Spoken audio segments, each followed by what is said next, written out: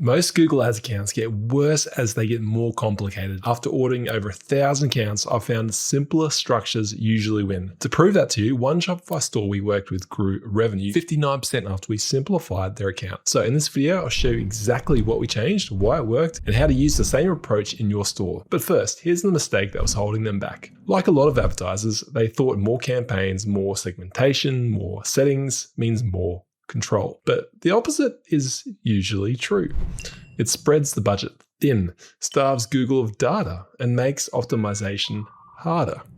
And this huge trap is what I call the over-management error. People keep adding complexity because it feels productive. It looks advanced, but what looks like control is often just noise. That was exactly the problem in this client account. They had split things out so aggressively, they were close to having one campaign per product and location. On paper, it looked organized. In reality, performance was getting worse. So this is how we fixed this problem to scale their Shopify store. First, we combined similar campaigns and grouped low volume products together. Because there were fewer campaigns, it was simpler to understand and make budget decisions. And Google had more data to learn. Then we increased ROAS targets for those fewer campaigns. We had the confidence to do that because we had clearer profit signals from the groups of products. That gave the account a cleaner structure, stronger signals, and far less wasted budget. These changes doubled new customers and increased impressions and revenue. The revenue jumped from 20K to 32K, and the store-wide conversion rate went up 1.67% to 2.37%. That's a 59% increase in revenue from consolidating campaigns. So keep that 59% lift in mind because the next few steps are exactly what made that possible. So here's how you can copy this for your store right now. It starts with a very simple question. Is your account actually giving Google enough data to learn from? First step, audit your account. Go into your account and ask 2 questions. 1, are any campaigns driving fewer than 20 conversions a month? If yes, they're too thin to give Google's algorithm anything useful to learn from. And 2, do you have campaigns that show the same searches because of similar products? Look at your search terms report.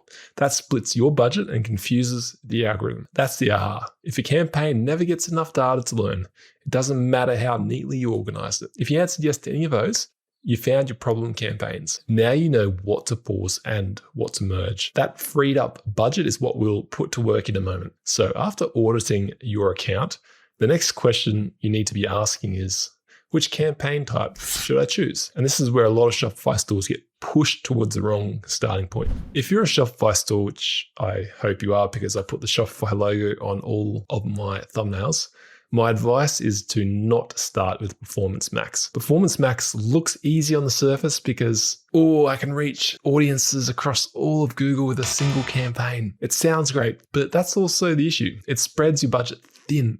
And this leads to worse decision making. You're basically paying Google to guess. This is a killer if you've got a small budget. Also, it's extra settings and reporting leads to confusion. And you're forced to use a smarter bidding strategy of conversions or conversion value, which makes it a tough starting point for new advertisers. Instead, I recommend most Shopify brands have a solid shopping campaign before bothering with anything else.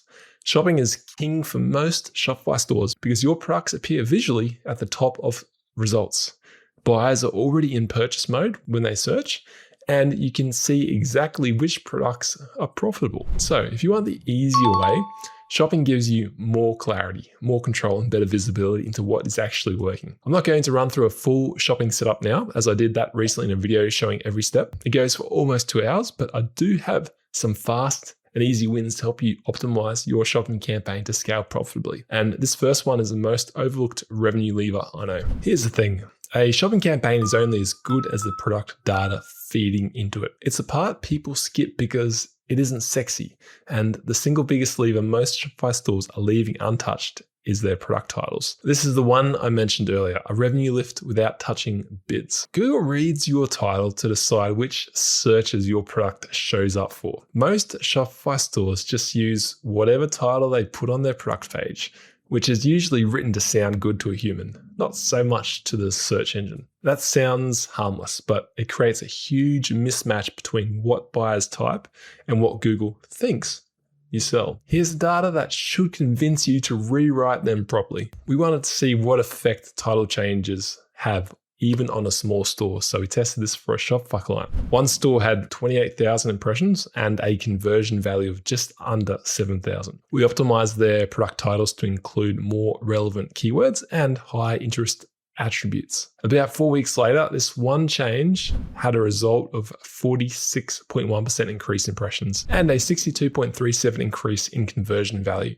That's not a small tweak. That's a completely different business outcome from the same ad spend. Remember earlier when I said simple often beats advanced? And this is exactly what I mean.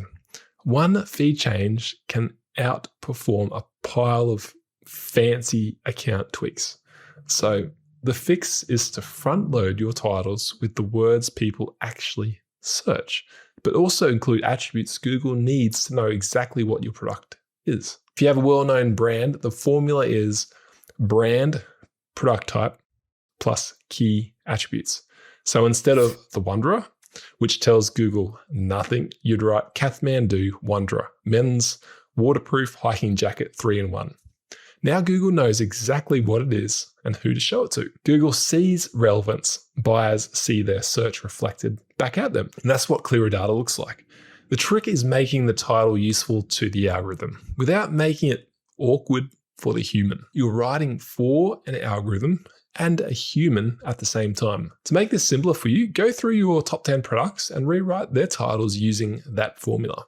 You can pull query data from Google Search Console for each product page for real keyword ideas. I mean, that alone will often improve your match quality more than any bid adjustment will. I've given you what I think is the biggest change to boost your revenue fast in feed data, but feed optimization gets more complicated, so I have a whole chapter of my book dedicated to it. So check that out if you need more help, and a free downloadable checklist to help you optimize your feed. The link for both is in the description. Once Google better understands what you sell, the next step is to make sure it doesn't spread ad spend across products that never deserve the budget in the first place. This is where a lot of shopping campaigns start wasting money without the advertiser realizing it. In the beginning, grouping products together makes sense because you are still trying to learn what works. But once the data starts showing you clear winners, that same setup can become a problem. What helped you earlier can end up holding you back later. And this is where people usually get uncomfortable because it feels wrong not to advertise everything. A common mistake is putting the entire store into one shopping campaign and just leaving it there. I work with a store that has more than 50,000 products, and that gives you a good picture of how messy this can get. Think about what happens when all of those products compete inside one campaign. The budget gets spread across everything, including products that were never likely to generate profit in the first place. That means Google starts spending on weak products while your best sellers get very little attention. Before the campaign has enough clean data to really understand what is working, the budget is already gone. That is the real problem. Your winners are in the account, but they are buried under too much noise. So here's the shift. Once you have enough data to see clear top sellers, you stop treating every product equally. You narrow your shopping focus to the products that have already proven themselves. These are the products that already sell well, already show demand, or represent your strongest offer. Now, that does not mean the rest of your catalog never matters. It means your budget stops pretending every product earned equal attention. This matters because Google performs better when you give it cleaner signals. A product that already converts gives the system a much better chance of finding more buyers faster. To do this for your store, take your strongest products and create one ad group for each of them. Then exclude the other products inside each ad group so that every ad group stays tightly focused on one winner. There can be only one. That keeps the budget concentrated instead of diluted across your whole catalog. Now the campaign becomes much easier to control. You're no longer feeding money into thousands of products that may never work. You're giving more budget and more data to the products most likely to turn clicks into sales. That is what makes scaling possible. There is another big advantage here too. You get clarity. Once the ads are running, you can see exactly what searches, clicks, and conversions are happening for each product. That makes optimization much easier because you're not guessing which product is responsible for the result. That's the difference between looking organized and being profitable. And that's how you stop your catalog from draining your budget. Once you isolate your winners, the next step is deciding how aggressively each one deserves to scale. And that's where bidding strategy finally starts to matter. This is another place where people make Google Ads harder than it needs to be. They jump into automated bidding before the account has enough data to make smart decisions. That sounds advanced, but early on, it means expensive guesswork. Google cannot optimize well if it does not know what a real buyer looks like. This is the automation mistake I mentioned earlier. Automation is not a shortcut to strategy. It's an amplifier. If the inputs are weak, it just scales weak decisions faster. So instead, start with manual CPC bid and let the campaign prove itself first. That gives you more control, better visibility, and time to collect clean purchase data. Once you are getting enough consistent purchase data, then automation starts to make a lot more sense. Automations are useful, not at the start, but after the campaign has earned it. Control first, data second, automation third. Handling the keys to Google too early is one of the fastest ways to lose control of the account. But once a campaign has proved it can convert, automation can help you scale. The next tip is embarrassingly simple, but most beginners skip it completely, and it's one of the fastest ways to improve performance. When Google decides which searches to show your shopping ads for, it's not perfect. You could be selling cat toys and end up paying for clicks from people searching for dog toys. Stop paying for irrelevant traffic. Every irrelevant click is money that could have gone to someone who is actually going to buy. Negative keywords are how you fix that. They tell Google which searches to block your ads from. So here's what you do. Go into your search terms report and sort by clicks. Scroll through and look for anything obviously wrong. Searches with no conversions that keep burning your budget. Add those as negatives. From there, also think like your customer from day one. If you don't sell a certain brand, add it as a negative. If you sell weed killer, it might be a good idea to block certain other weed-related keywords. If you sell cat products but don't sell other pet products, consider blocking the broader pet-related keywords. Build those lists before the wasted clicks happen. My rule is simple. I'll pay for a bad search term once, never twice. The moment I find an irrelevant query, it goes into a shared negative keyword list that applies across every campaign.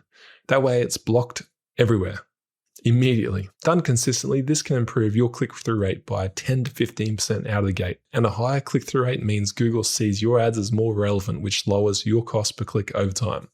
It compounds. This last step is where most campaigns leak money without anyone noticing, because sometimes the problem isn't the search term. It's the fact that shoppers see your ad and choose someone else. Google needs to know why people should click your ad instead of your competitors. It looks at a bunch of things to calculate click-through rate, but these are the 8 main ones you need to pay attention to. Pricing, shipping, returns, seller ratings. Each one is a lever you can pull. This is why 2 stores can sell the same product and get completely different results from Google Ads. A client selling cycling gear was nearly hidden for men's road bike. Their product was solid, the title was optimized, but they were losing clicks because their price was higher than the competitor above them, who also had strong review ratings. So I used price monitoring software, set floor prices for products, and fed that data automatically into the Shopify store and feed. Product pricing was automatically adjusted to stay competitive, yet profitable. Their click-through rate lifted significantly. Google picked up the improved engagement signals and their position moved up along with the volume of revenue. This is removing friction. Imagine 2 stores selling the same product. One that feels cheaper, safer, faster to ship, and easier to return often wins clicks before your campaign settings ever get a say. So here's something you can do from this. Log into your merchant center and go to store quality. You'll see exactly where you're falling short. Maybe your return window is 14 days and competitors' offers 30. Maybe your product reviews are thin. Pick the 2 biggest gaps. Go after the ones that drive the most traffic. Ones that have the most traffic get priority. Fix them. That's the hidden leak. Your campaign might be fine, but your offer presentation is losing the click. Now, even if you fixed all the things in this video, you're likely making some other mistakes in your ad account, leaking your profit. So to help you fix that, I've created a comprehensive tutorial doing a Google Ads account setup for a real brand from scratch. Watch that video next.